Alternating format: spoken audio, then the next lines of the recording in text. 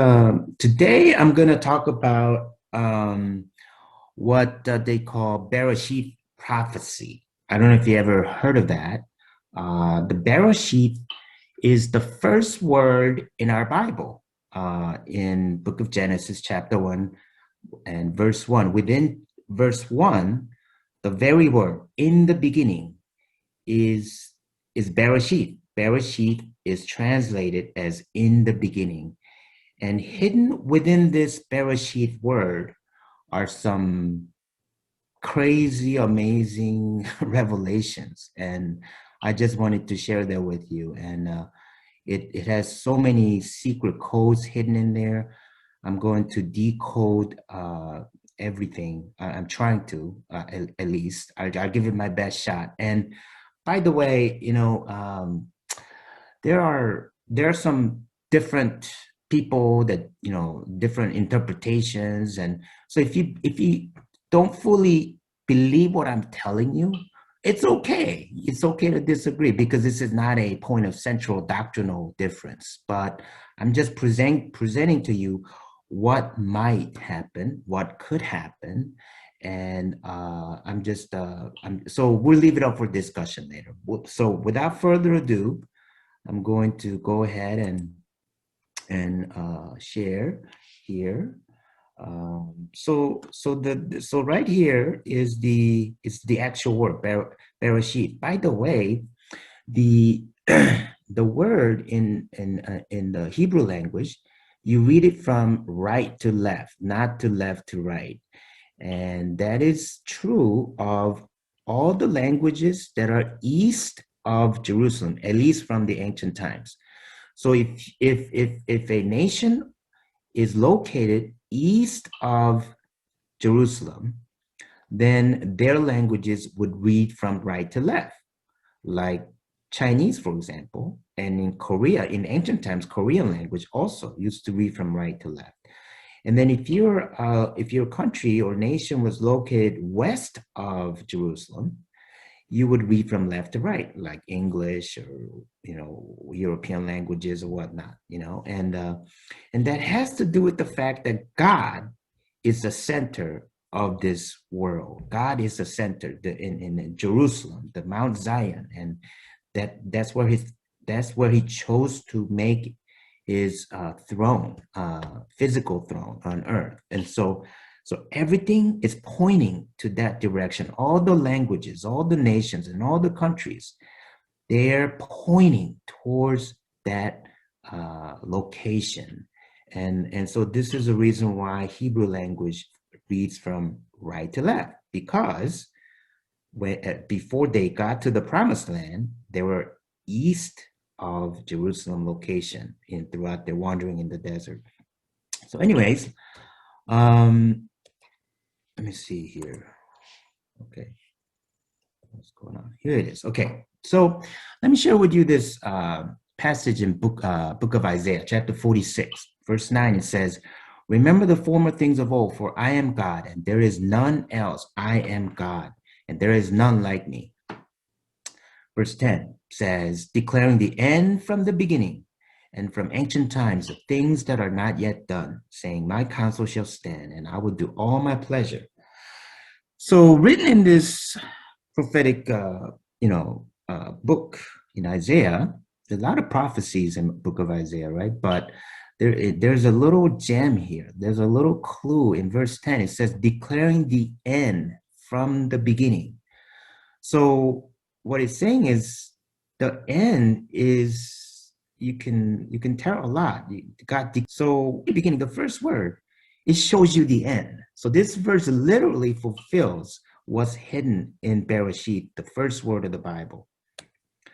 So I put together here, this is a diagram of the Hebrew language. In order to really understand what I'm about to tell you, you have to understand the Hebrew language.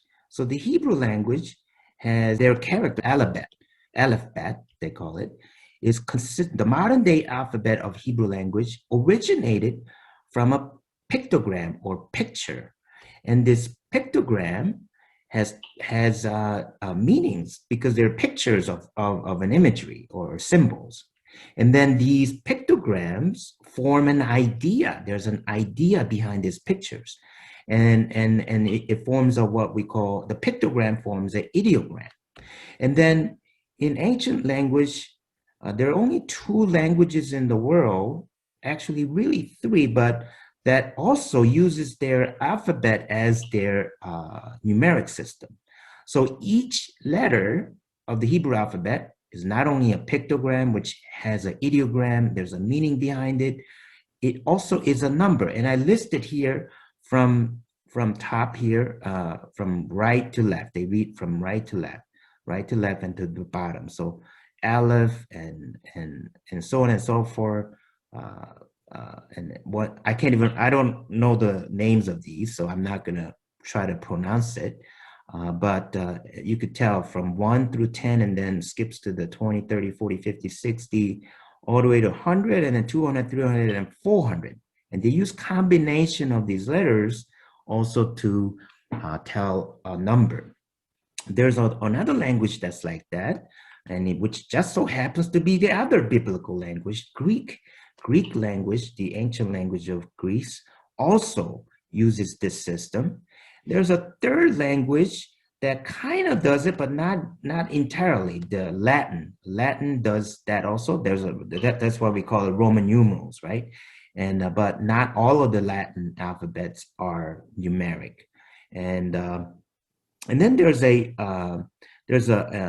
phonetic pronunciation of this alphabet, and it forms syntax and the words and the grammar, and that's what the modern day language is about. But you could always go back and decipher these hidden meanings if you look at the original pictogram and the numbers behind it. And that's what I'm trying to do here behind the very first word of the Bible, Bareshiyth.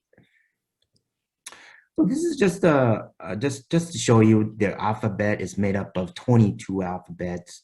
That's how you pronounce these. And then these are the modern day alphabet, or the Aleph of the Hebrew language. But this is a modern day derivation of the original pictogram.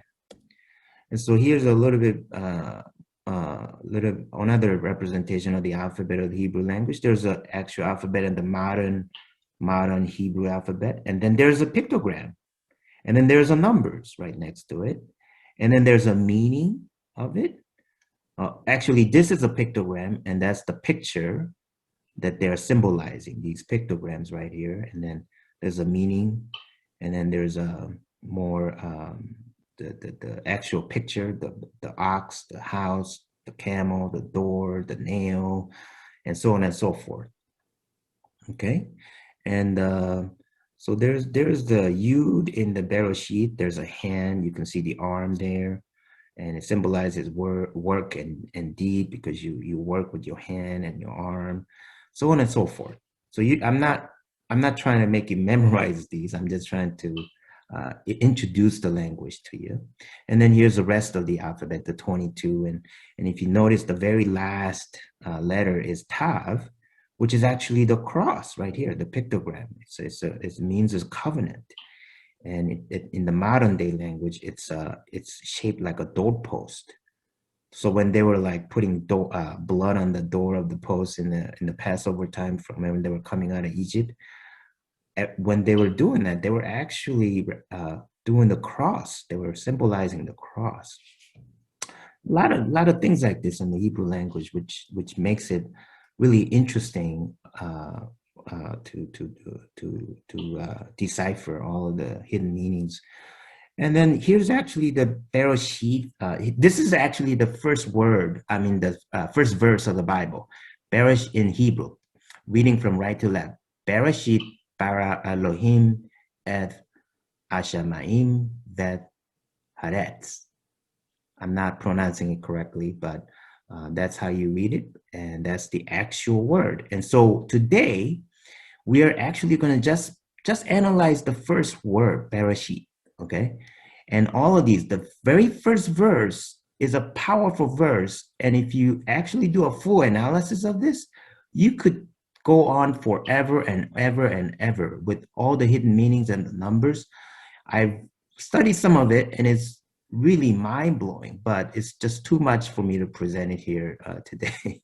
Maybe I'll have a follow-up in the future about the rest of the verses, but we'll look at the first verse. And here's the Bareshiyth here. Here's the modern day letter. Here are the number assignments to each letter. And then the ancient pictogram here.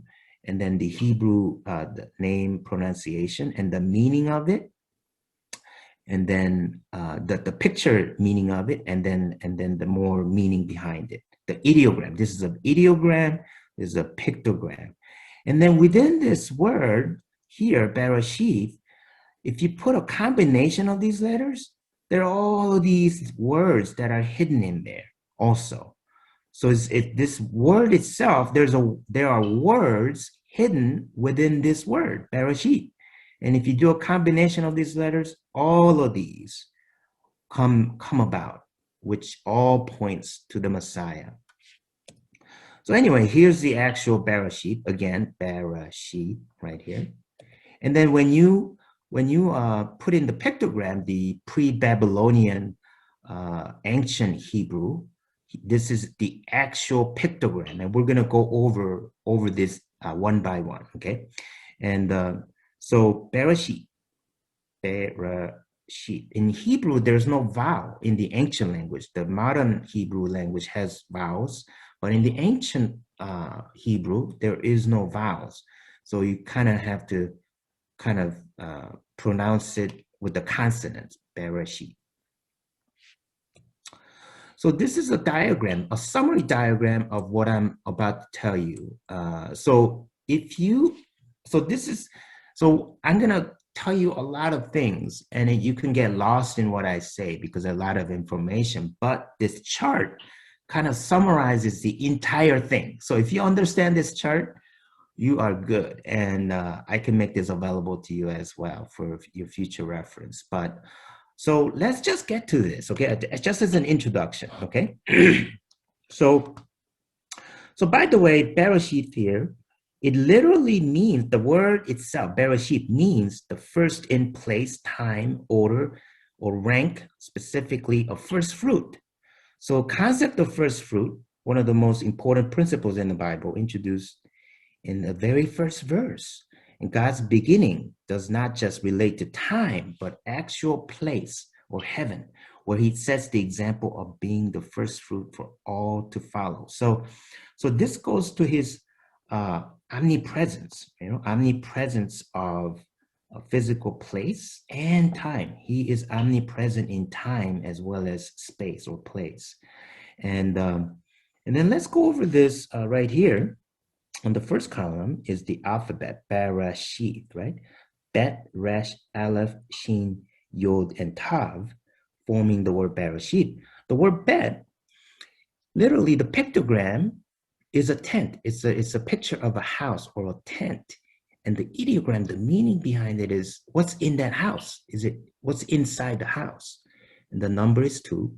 And Resh is a picture of a head, or a head of a king or a prince.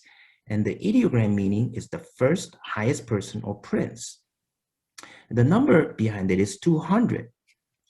And so if you combine, remember I told you there are words hidden within the word Bareshiyth. So if you combine just the first 2 letters, Bet and Resh, it forms a word Bar, which means sun. So this means the sun is in the tent, okay? If you combine the 2 letters in the pictogram. And then if you combine, I will combine the second word. There's another word hidden in there, but I'll do that in a little bit. So let's go on. Let's go on to the next letter, Aleph. The picture is the ox or the bull. And the ideogram meaning is the ultimate strength. The bull is very strong, right? And it means the first, because it's Aleph, the first Hebrew letter, which also means God. And so the word Elohim is from the first letter of Elohim is Aleph, which means God the Father, who directs his family. And the number is number 1, because it's the first letter. And so if you combine the first three letters, there's a hidden word behind it too. Bet Resh Aleph forming the word bara, which means created or the creator or son of God. And also the word bara also means to, so in the same way, it means to create or cut down a wood or make fat. Isn't that interesting? That this first three letters form, first three pictures, the pictogram form a letter, form a word, bara, which means to create, to cut down a wood and to make fat, which is exactly what Jesus did, because fat is symbolized in the Old Testament as sin. So you cut down the wood and sacrifice the Son of God and burn up the fat or the sin, and our sins are forgiven. I mean, this is incredible. Just in the first three letters of the first word of the Bible, and then the fourth letter, Sheen here, the pictogram is a picture of a teeth, or to crunching. Well, if you use your teeth, you're pressing down and biting, you're pressing down and crushing, or to destroy or to consume. So the number that's assigned to this word is 300. So again, there's another word hidden within this. If you combine the Resh, Aleph, and Sheen together, it means the prince, the first or the head person, just like Resh, the letter Resh itself. So there's a Resh, Aleph, Sheen forms a word that is equivalent to the pictogram of Resh as well. So there's like a it's like a double emphasis on this person, the prince, the very first person, the head person, which this also letter, Sheen, is a kind of like a God's signature letter.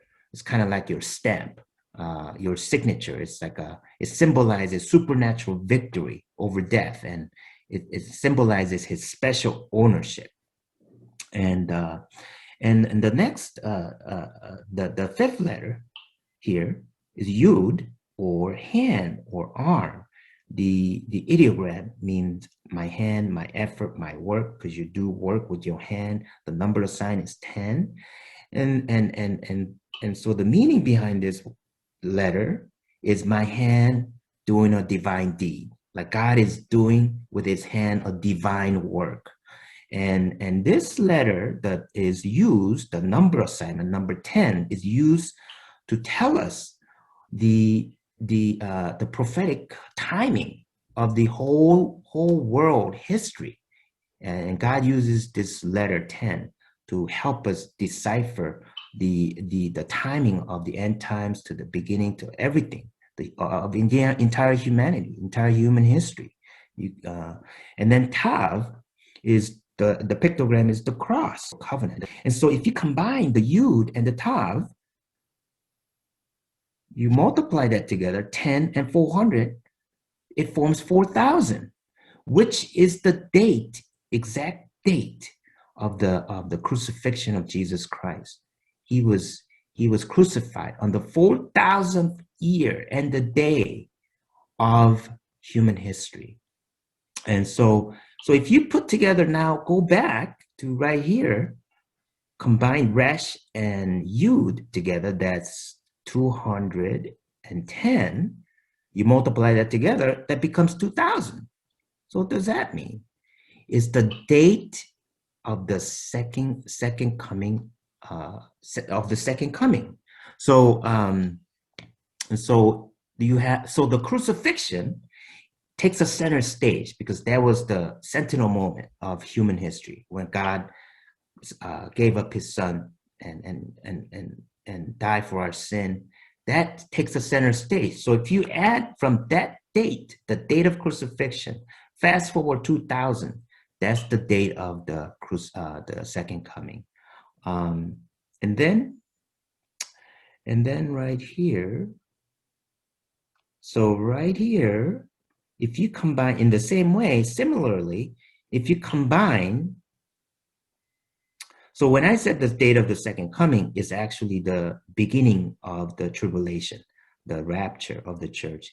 And if you combine Sheen with Yod, 300 times 10, it forms 3,000.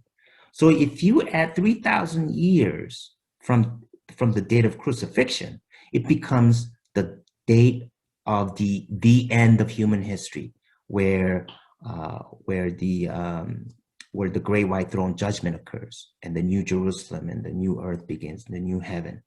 And so containing is really amazing, isn't it? If you when you look at all these meanings and look at the numbers, it's quite incredible. So when you combine these meanings, the ideogram meaning, if you combine all these alphabet, Bet, Resh, Aleph, Shin, Yod, Tav, the ideogram meaning, it literally translates to this: the Son of God will be destroyed or killed by his own hand on the cross. Isn't that amazing? John 3:16, right here, in the first word of the Bible, Bareshiyth, in the beginning. In the beginning, all the letters literally mean the God's Son will be destroyed or killed by his own hand on a cross. Amazing. So I'm just gonna go over this chart and go over it really quick, since I went over this, but you get to see the actual letters, what it looks like. Here's the first letter, Bet, with the tent. Here's the second letter, Resh. It looks like like the head of a prince or a king with the crown over here.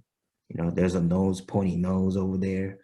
And I told you bara literally means created or creator. And the Bet Resh Aleph means the son, or the Son of God, who is in the tent, but he came out of the tent. And Aleph, the ox, the strong leader, the first word, the word Elohim, God the Father, it starts with Aleph. And here's Shin, the teeth, pressing down, crushing, destroying. And Resh, Aleph, Shin, the hidden word in there, means the letter Resh as well, the head person, the prince, or Jesus. So the Resh word is right after the first letter Bet, the tent. So the prince has gone out of his home, and he's come out of the tent to be crushed and destroyed, or to crush or destroy Satan. So it's kind of both, right? Because that's what Jesus did. He was crushed and destroyed. He died. He was sacrificed. But then, because he's God, he got resurrected and crushed the enemy, crushed and destroyed Satan. So he did both. So here's a pictogram for Yud, or the hand, which means new beginning, number 10. And then here's Tav, the last letter of Bareshiyth, literally forming the cross. Okay. And so here's an interesting thing about Shin.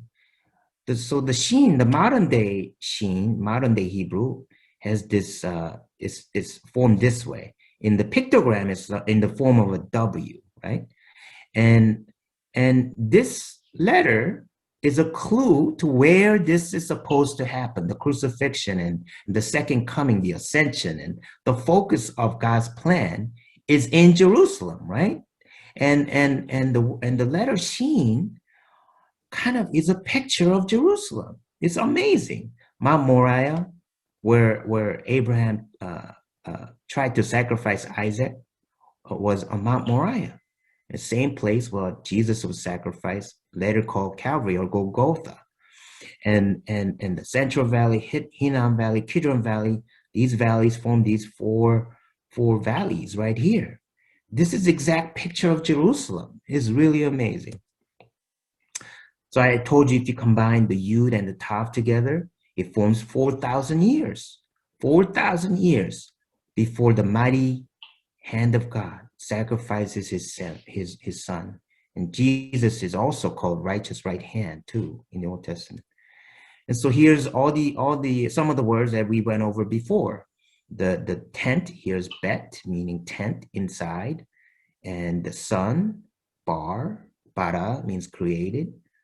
Resh, meaning the prince. So the Son of God was in the house, and then he came out of the house, And why did he come out of the house to save us on the cross? And so then there's a final so there's a second prophecy here. It's of the end times. They call it the Bareshiyth fire prophecy. And the fire is represented here. There's a hidden word here, Aleph and Sheen. Aleph and Sheen, Aleph means strong, right? Strong, the first, the bull, strong. Sheen means destruction, destroy, crush. That teeth is crushing. So it means strong destruction. Aleph and Sheen means strong destruction, and it means fire. So if you combine this combine the Sheen with Yod, it tells you when this fire is going to happen. 10 times 300 equals 3,000 years. So 3,000 years from the crucifixion, the slide I got this from says that Jesus was crucified on 30 AD, which is the most common date of his crucifixion, but the actual date of crucifixion is up for debate. I try to figure this out many, many times, but the more I get into it,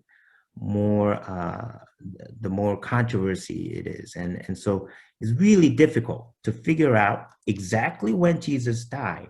But if you count it as 30 AD, then 3,000 years, it comes out to be 3030, just to give you an example of when the great white throne judgment is supposed to occur after the millennial reign of Christ, right?